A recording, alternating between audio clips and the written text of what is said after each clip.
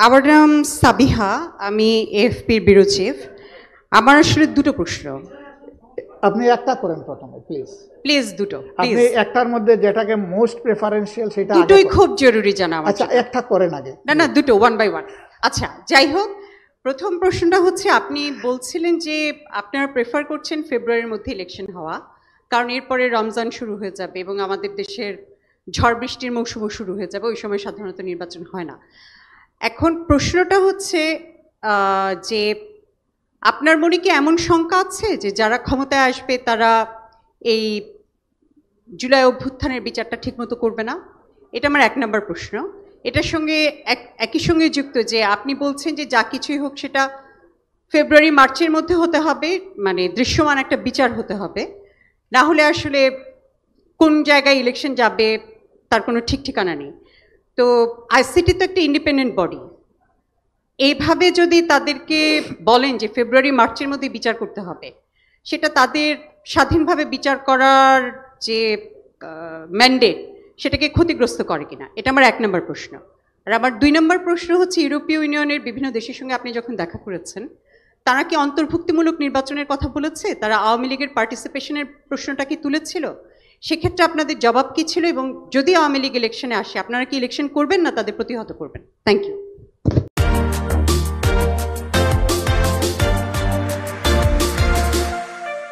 একটি হচ্ছে সংস্কার এবং বিচার নিয়ে, যে আমরা ফেব্রুয়ারি মার্চের মধ্যে আদালতকে বাধ্য করতে পারি কিনা এই বিচার সম্পন্ন করতে। না, আমরা সম্পন্ন করার কথা বলিনি।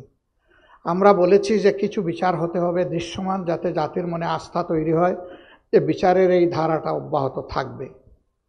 আপনি বলেছেন পরবর্তী সরকারের ব্যাপারে, এই ব্যাপারে কোনো সন্দেহ আছে কিনা।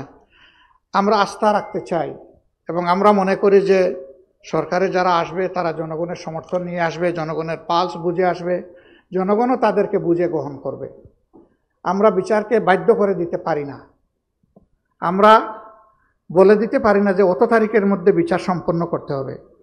তাহলে এটা হবে বিচারের উপর নির্লজ্জ হস্তক্ষেপ, অহেতুক হস্তক্ষেপ। এ অধিকার আমাদের নেই, কিন্তু আমরা দাবি করতে পারি। আমরা মজলুম জনগণ হিসাবে দাবি করতে পারি, দাবির জায়গা আমাদের খোলা। এই দাবি সবাই করে, সকল যুগেই হয়েছে, আমাদেরও দাবি থাকবে। আর আমি এটা বলি নাই যে ফেব্রুয়ারির ভিতরেই ইলেকশন হতে হবে। আমি অনেকগুলা কারণে সেখানে বলেছি যে কেন এই ফেব্রুয়ারিকে চয়েস করা যায়। এরপরে এটা কোরআনের আয়াত নয়, বাস্তবের প্রয়োজনে একটু আগাইতে পারে, একটু পিছাইতে পারে। এর আগেই যদি জাতির প্রত্যাশা পূরণ করে ইলেকশন হয়, তাতে আমার আপত্তি থাকবে কেন? আমার তো আপত্তি থাকার কথা না। আবার যদি এর জন্য আরও একটু সময়ের প্রয়োজন হয়, আমরা 15.5 বছর 16 বছর অপেক্ষা করতে পেরেছি, আরও 1-2 মাস অপেক্ষা করতে পারবো ইনশাআল্লাহ। দেশটা আমাদেরই, ভালোর জন্যই আমরা এটা করব। আপনার নেক্সট কোয়েশ্চন, যে অন্তর্ভুক্তিমূলক নির্বাচন নিয়ে কোনো কথা হয়েছে কিনা? অবশ্যই হয়েছে। আওয়ামী লীগের ব্যাপারে তারা জানতে চেয়েছেন কিনা? হ্যাঁ, চেয়েছে। সবাই চাননি, 2-1টা জায়গায় তারা চেয়েছে। আমরা তাদেরকে বলেছি যে আমাদের দেশে এই কেবলমাত্র একটা গণহত্যা হয়ে গেছে, শহীদের মা শিশুরা এখনো কান্নাকাটি করছে, স্ত্রীরা কান্নাকাটি করছে, আহতরা কেউ কেউ এখনো হাসপাতালের বেডে আছে। আমরা জাতি হিসাবে তাদেরকে আমাদের যে করণীয় সেইটাও পুরোপুরি করে উঠতে পারিনি। গোটা জাতি ট্রমাটাইজড, কারণ জুলাই আগস্ট এই সময়টা সরকার কার্যত গোটা জাতির বিরুদ্ধে দাঁড়িয়ে গিয়েছিল। এই আন্দোলন কোনো একক দলের বা পক্ষের ছিল না, এটা ছিল জনতার আন্দোলন। নেতৃত্বে ছিল আমাদের যুবক যুবতীরা, ইয়াং সোসাইটি, কিন্তু আন্দোলনে সম্পৃক্ত ছিল সারা দেশের জনগণ। অতএব দেশের জনগণের রাজনীতি কার জন্য? রাজনীতি জনগণের জন্য। 2 নম্বর, তারা তো অপার সুযোগ পেয়েছিলেন, তারা একটানা 3টা নির্বাচন তাদের অধীনে করেছেন। সেই নির্বাচনগুলোকে নির্বাচন রাখলেন না কেন? তারা তো নির্বাচনের জান কবজ করেছেন। এমনকি জনগণ তো বলে যে তাদের ভোটাররা, তাদেরকে যারা সমর্থন করে, ওরাও নির্বাচনের প্রতি এতটা আস্থা হারিয়ে ফেলেছিল, তারাও ভোট দিতে যায়নি। This is fact.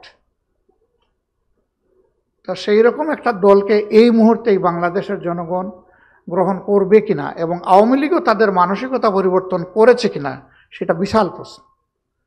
একথা বলার পরে তারা আর কিছু বলেননি, তারা আর পাল্টা জিজ্ঞেস করেনি এইটা কি ওইটা কি, এখানেই তারা থেমে গেছে। এবং রিয়েলিটি সবাইকে মেনে নিতে হবে, দিস ইজ রিয়েলিটি। রাজনৈতিক দল হিসাবে আপনার সামনে দাঁড়িয়েছি, দোয়া করেন যেন দাঁড়িয়ে জনগণের জন্য কাজ করে দিতে পারি। আমাদের অবস্থান আমরা ইতিপূর্বে বহুবার বলেছি, এখন আর নতুন করে বলার দরকার নাই, মিডিয়াতে বলেছি। ধন্যবাদ। এরপরে